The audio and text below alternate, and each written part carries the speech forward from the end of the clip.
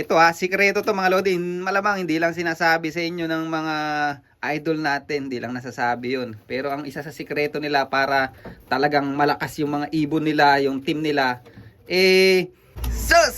Napakaganda! Inbreed stubborn mga lodi.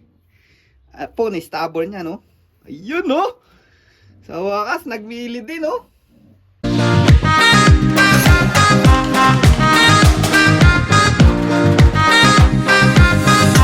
So yan mga kalapatid, nakita nyo na naman yung pagmumukha ko. So for today's video, yan, good morning mga lodi. Yan, kape muna tayo, kape. Yan, sarap mga lodi. So update ko kayo dito sa loop natin ngayon, sa mga young birds, sa mga breeder, at sa mga darating na araw mga lodi. Yan, so yan, dito tayo sa loop ngayon at nagpapaaraw tayo kasi napakalamig ng hangin. Pero ang sarap ng sikat ng araw mga lodi, yan. So, pakita ko sa inyo yung mga young bird natin. Ayan, oh. Ayan, oh. Mukhang Barbie, oh. Ayan. Yan, mga lodi. Ito yung young bird section natin. So, tulad nga ng update ko last time, meron pa rin ako isang breeder dito. Pinapalaki ko lang yung inakay. Ayan, oh. Grabe, oh. Oh, kalilinis ko lang kahapon, oh. Ang dami na naman nilang droppings. Ayan. So, pakita ko sa inyo ngayon ang mga nangyayari dito sa ating loop. So, yan. Ito yung mga young bird natin ngayon. Ayan, medyo ang papangit talaga ng mukha nila kasi nag-mold na sila ngayon mga lodi. Tulad nga ng sabi ko na nakaraan, ng young bird season dito kasagsagan ng molting mga lodi. So, ayan, tingnan nyo tong medyo yung katawan nito. Iba-iba na yung kulay. Saka yung leeg nagbabakbak na yung ano. Ayan, papangit, oh. Ayan. So, bale, siguro masasabi ko meron tayong mga 8 racer na sa young bird season mga lodi. Kasi susubukan ko lang, titingnan ko paano yung yung lipad ng ibon natin para pag nag old bird race na makita natin yung i-adjust natin sa mga ibon natin para naman kahit paano makapwesto-pwesto tayo sa old bird season. Ayan, sana tingnan na lang natin, pero hindi ako ganun ka-happy kasi nga kung naalala nyo, yung mga breeder ko nagkasakit nung na-hatch tong mga iba rito, mga lodi. Ito, anak ni Darna, napakaganda na mga lodi. Tingnan nyo yan, Ayan yung blue checker white flight na yan. Ayan ang kapatid. Ayan, na-breed ko yan dun sa kabilang dati nating loop. Tapos naturuan ko na siya rito, ililipad natin sa old bird yan mga lodi. Tapos ito, napakaganda na rin. Pag nag-fully molt to, napakaganda na rin. Ito yung anak ng inbreed ni paring stubborn at ang kapares. Ang nanay nito yung finisher natin ng 900 kilometer. Ayan, napakaganda mga lodi. Red checker. Ano pa ba yan? Ayan, blue checker. Tapos ito yung red checker pa rin na breeder natin. At ito yung anak ng daybird ng 1,200 kilometer mga lodi dito sa New Zealand. Ayan, ang kanyang mga inakay. Actually mga lodi, yan isa dyan hindi niya anak. Ayan. So ito yung anak niya, yung maitim yung uso. Ayan. Yan ang anak niya. Totoo maitim ng uso. Ito anak to ni Kim Cam, saka yung red checker na putya, magaling pala yun yung nakuha natin na muntik nang mag-champion. Consistent yung race result niya, nakita ko . So ayan, ito, sisingsingan na natin yan. Tapos kung naalala nyo, meron itlog to na nung mag-New Year na, hindi pa rin napipisa. Ayan, inilipat ko dito sa kabila mga lodi, pakita ko sa inyo. Ayan, gaganda na nila. Pag nag-full blast to sa pagmumold, ang ganda nito. So hindi ko sila pinopwersa mga lodi kasi masasakit ang mga pekpek nito, ay mga pakpak niyan. Meron tayong ginawa kasi sa mga pakpak nila mga lodi. Hindi ko na lang na-vlog nung nakaraan. Ayan, ito laki, Ayan, ito yung tatay. Ito yung first clutch, putya. Laki. Lang ibon. Pang long distance talaga yung yung tirada nitong katawan na to. Laki, Alright.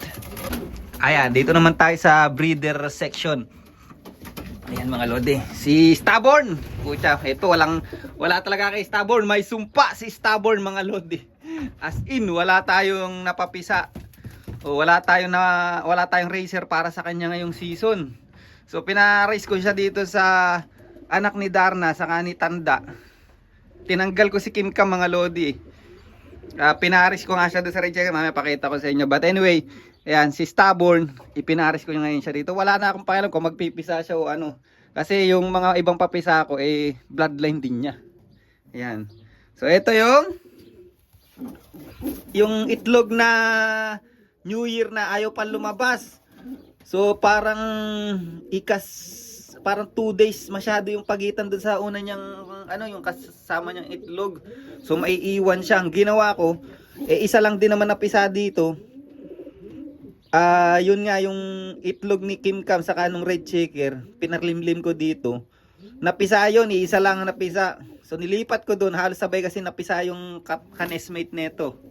So ayan, pinayaya ko siya ngayon dito mga lodi, tingnan nyo. Humabol pa yung katawan doon sa lucky oh. Oh, pucha, itim na itim mga lodi. Ayan ang tinatawag na dirty jeans.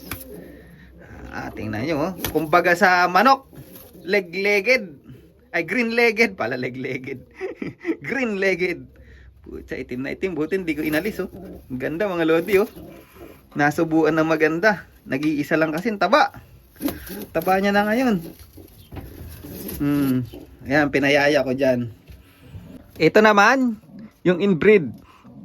So, hindi ko na binaklas tong dalawa na to kasi ang ganda ng inanak, yung red checker.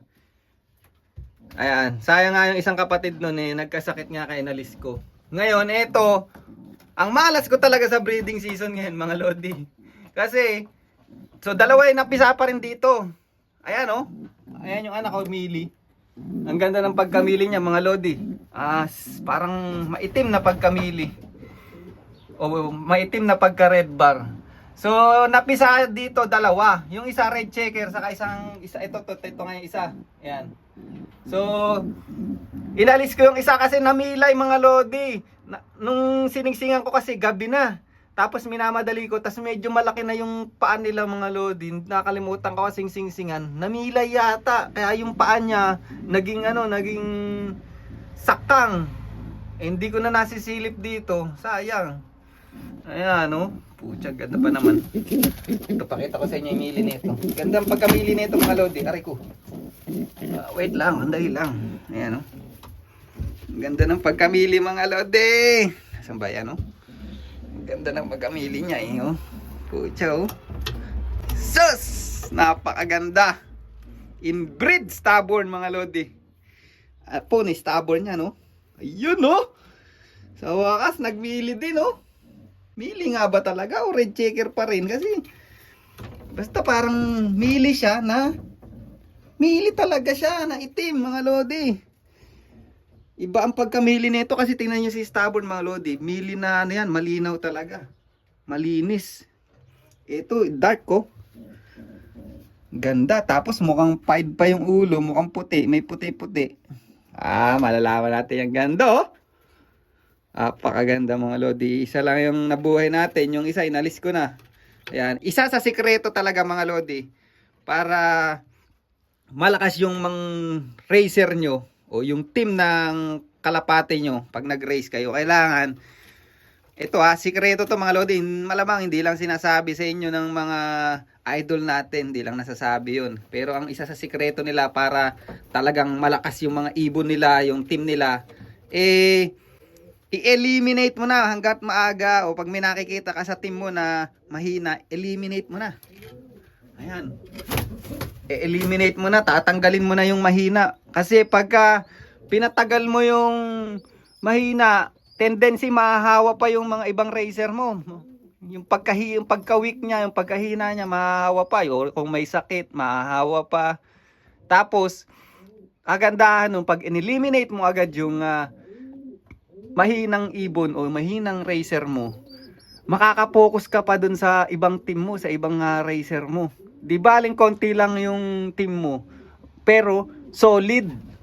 Kasi kung merong weak, ala na, mahihirapan kasi ang focus mo laging dalawa. Magpo-focus ka dun sa mahina, saka dun sa iba. So nahahati. So kahit dalawa lang, tatlo, apat lang yung nililipad mo. Mas maganda pa nga yung ano, yung mga small ano, yung mga small fancier o yung small backyard. Paano bang sabihin natin? O yung mga konti lang mag-ibon. Yan. Tingnan nyo kung bakit ang ganda ng performance ng mga nag-iibon na apat, yung mga konting ibon lang. Kasi nakaka-focus sila dun sa ibon nila, mga lodi. Ayan. Ayun ang isa sa mga sikreto dun. Napopukusan nila, nakikita nila kung ano yung nangyayari sa ibon nila, na-obserba nila ng maganda. Diba? Ayan, oh.